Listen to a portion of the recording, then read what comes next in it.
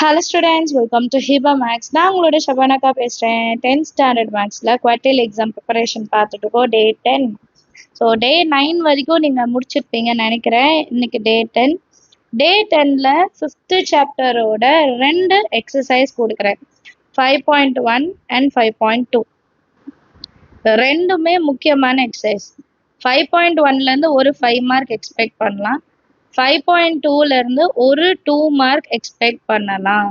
சரிங்களா? Sometimes 5.2லேருந்துமே 5 mark கேட்குறாங்க. ஆக்சுவலாக நம்ம பார்த்தோன்னா சாப்டர் வைஸ் வெயிட்டேஜ் பார்த்தோன்னா சாப்டர் 5லேருந்து நமக்கு 2 5 மார்க் வந்திருக்கணும் அண்ட் 2 2 மார்க் வந்திருக்கணும். ஸோ நமக்கு 4 எக்ஸசைஸ் இருக்குது 5.1லேருந்து 4 வரைக்கும். ஸோ இதை ரெண்டாக பிரித்தோன்னா ஃபஸ்ட்டு ஹாஃப்லேருந்து ஒரு 5 மார்க் வரணும், செகண்ட் ஹாஃப்லேருந்து ஒரு 5 மார்க் வரணும். ரைட்டா? அண்ட் எப்போவுமே எல்லா கொஷின் பேப்பரில் பாருங்கள் 5.1 எக்ஸசைஸ்லேருந்து கண்டிப்பாக ஒரு 5 மார்க் வரும். எப்படி வரும்னா ஏரியா ஆஃப் ட்ரையாங்கிள் கண்டுபிடிக்க சொல்லுவாங்க, ஆர் ஏரியா ஆஃப் குவாட்ரிலேட்ரல் கண்டுபிடிக்க சொல்லுவாங்க. சரிங்களா? இன்னொன்று என்ன பண்ணுவாங்கன்னா ஏரியா வேல்யூ கொடுத்துட்டு ஏரியா வந்து கிவன் கொடுத்துட்டு find the value of K இல்லைனா பி இல்லைனா ஏ என்ன இது எல்லாமே கண்டுபிடிக்க சொல்லுவாங்க. சரிங்களா? குவாட்ரிலேட்டருக்கு வெறும் ஏரியா கண்டுபிடிக்கிறதா வரும். ஆனால் ட்ரையாங்கிளுக்கு மட்டும்தான் நமக்கு வந்து அன்னோன் வேல்யூஸையும் கண்டுபிடிக்கிற மாதிரி வரும். அப்புறம் கொலீனியரா இல்லையா அப்படின்னு கேட்பாங்க. கொலீனியர்னா என்னதுன்னா ஏரியா ஆஃப் அ ட்ரையாங்கிள் வந்து ட்ரையாங்கிளோட ஏரியா வந்து 0வா இருக்கும். ஸோ ஏரியா ஃபார்முலா வச்சு கண்டுபிடிச்சிட்டு தட் இஸ் ஈக்குவல் டு 0 அப்படின்னு ப்ரூவ் பண்ணிட்டோன்னா given points of collinear. So இவ்வளோதான் சம்ஸே இருக்கும். அதில் ஒரு பக்கெட் சம் வரும், பெயிண்ட் சம்.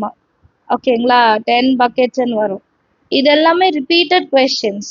அண்ட் எக்ஸசைஸில் செகண்ட் கொஸ்டின் நினைக்கிறேன், find the value of P, அதுவுமே வந்து ரிப்பீட்டட் கொஸ்டின்ஸ் தான். ஸோ 5.1 முக்கியம். அடுத்து 5.2ல வெறும் ஸ்லோப் சம்ஸ் தான். ஸ்லோப்போட ஃபார்முலா என்ன? y2 minus y1 by x2 minus x1. So ஒரு லைனை இன்னொரு லைனுக்கு பேரலாக இருக்கா இல்லை பர்பண்டிகுலராக இருக்கான்னு கண்டுபிடிக்கிறதுக்கு நம்ம ஸ்லோப் யூஸ் பண்ணுவோம். ஸ்லோப்போட value m1 equal to m2. ரெண்டு லைனோட ஸ்லோப் ஈக்குவலாக இருந்தால் அது பேரலல். m1 இன்டூ m2 பண்ணும்போது -1 வந்ததுன்னா அது பர்பண்டிகுலர். இவ்வளோதான் விஷயம்.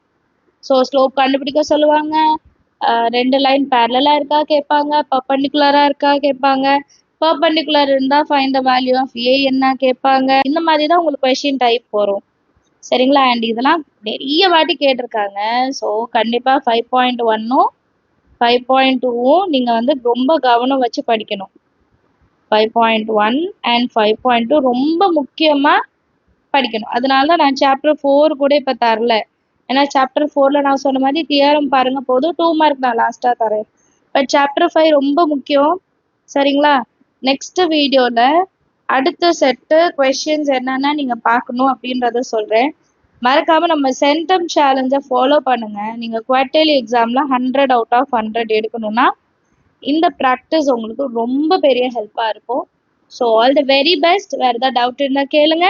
நம்ம சேனல் இது வரைக்கும் சப்ஸ்கிரைப் பண்ணலாம், மறக்காம சப்ஸ்கிரைப் பண்ணுங்க, கூட பெல் ஐகான் செலக்ட் பண்ணிடுங்க. தேங்க்யூ ஸோ மச் ஃபார் வாட்சிங்.